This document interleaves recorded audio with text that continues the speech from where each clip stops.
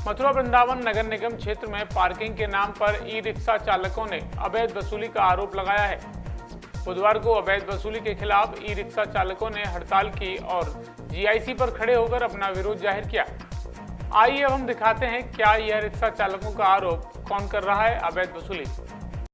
ये मेरे पीछे जो खड़े लोग दिखाई दे रहे हैं ये हैं शहर के ई रिक्शा चालक और आज इन्होंने यहाँ पर अपने सभी रिक्शा यहाँ खड़े कर दिए। आप देखिए और आज ये हड़ताल पर हैं। क्या कहेंगे क्यों इन्होंने यहाँ पर अपने ई रिक्शा खड़े किए हैं, क्या इनकी मांग है, क्या इनको दिक्कतें आ रही हैं अपने ई रिक्शा चलाने के लिए शहर में। हम इनसे बात करना चाहेंगे कि आखिर ये यहाँ पर क्यों एकत्रित हुए हैं, अपने रिक्शा क्यों नहीं चला रहे हैं। अच्छा ये बताइए आप लोग क्यों यहाँ खड़े हुए हैं, क्या नाम है आपका? मेरा नाम अहिचंद है। अच्छा आज क्यों आपने हड़ताल की यहाँ पर? 40 रुपये स्टेशन पे लेते हैं, 20 रुपये रंगजी पे लेते हैं वृंदावन में और 30 रुपये जी अवैध वसूली हर चौराहे पे कर रहे हैं जो है। अच्छा और इतना पैसा हम जो है 100 रुपये चार्जिंग का लगता है, 230 रुपये रोज हम जो है किस्त का निकालते हैं।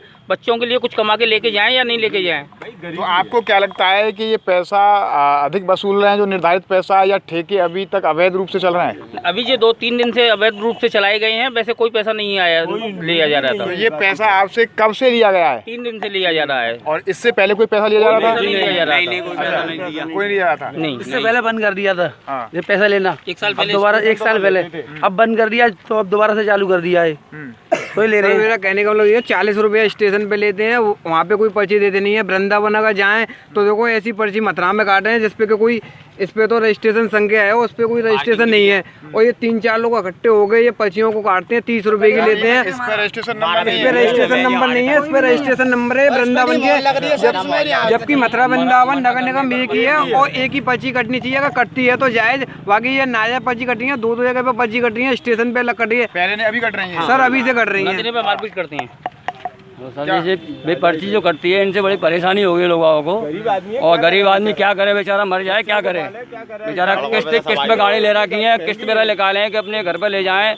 इनको पहला पैसे दे देंगे तो मैं घर पे क्या ले जाएंगे। हम दे ही रहे हैं इतना टैक्स। तो साहब ये गाड़ी जैसे हम खरीदने जाते हैं तो पहले तो ये 50,000 रुपए की आ जाती थी गाड़ी, अब आ रही है ये 1.5 लाख पौने 2 लाख रुपए की। अब हम गरीब आदमी ब्याज से त्याज से या बैंक से लोन करा के हम जैसे जैसे पास करा भी देते हैं तो बहुत परेशानी है। हम लोग गरीब आदमी कहाँ से इतना पैसा देंगे? इन लोग टैक्स भी दे रहे हैं, सब कुछ दे रहे हैं हम लोग, फिर हमें क्यों परेशान किया जा रहा है? आप देखोगे ये तमाम लोग हैं यहाँ। सर मेरा नाम संजू है, मैं ई रिक्शा चालक हूँ।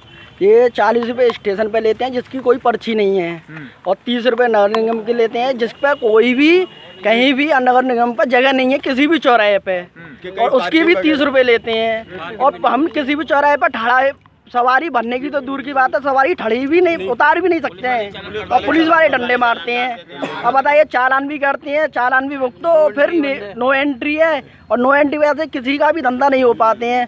350 रुपये किराया है। इनका कहने का मतलब है कि ठेके निर्धारित नहीं है, ठेके के पॉइंट पुलिस वाले उन तिराहे चौराहे पर खड़े नहीं होने देते हैं और इनसे जो ठेके के नाम पर इनसे पैसे लिए जाते हैं।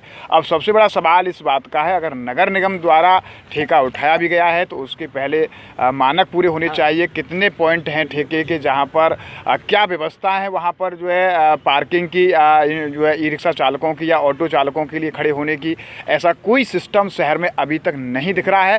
सिर्फ और सिर्फ जो दिख रहा है वो इनके मुताबिक ये है कि सिर्फ और सिर्फ अभी पैसे वसूले जा रहे हैं, लेकिन ठेकेदार के अंतर्गत जो व्यवस्थाएं होनी चाहिए वो कोई व्यवस्था नहीं है। इनका ये भी कहना है कि जो ये इनसे पैसा जो ठेके के नाम पर लिया जा रहा है वो अभी पार्किंग के नाम पर जो पैसा लिया जा रहा है वो अभी शुरू किया गया है, इससे पहले इनसे पैसा नहीं वसूला जा रहा था। अब देखना होगा कि नगर निगम इनकी समस्या को कब तक वो समाधान कर पाता है। क्या जो ठेके उठाए गए हैं उनकी एक निर्धारित फीस होगी या वहाँ कितने जगह बनाए गए हैं ये भी अभी डिसाइडेड होना है। लेकिन सबसे बड़ा सवाल अभी यह है कि बहरहाल ई रिक्शा चालकों के सामने एक बड़ी समस्या है कि एक तरफ उनको पुलिस द्वारा तिराहे चौराहे पर खड़े नहीं होने दिया जाता है, तो वहीं दूसरी तरफ ठेकेदार उनसे जो पैसा वसूल रहे हैं मनमानी तरीके से, जिससे उनकी रोजी रोटी भी प्रभावित हो रही है। अब देखना होगा कि प्रशासन भी इस संबंध में क्या कार्रवाई कर पाता है। न्यूज़ का कैमरा पर्सन राजेश सोलंकी के साथ गोविंद भारद्वाज।